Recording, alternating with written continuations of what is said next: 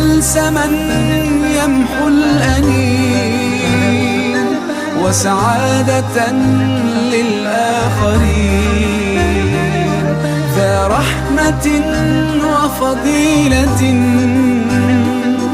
كالماس كالدر الثمين. كن في حياتك غيمة تروي الحنايا والحنين، ما أجمل الدنيا إذا عشنا بها متراحمين.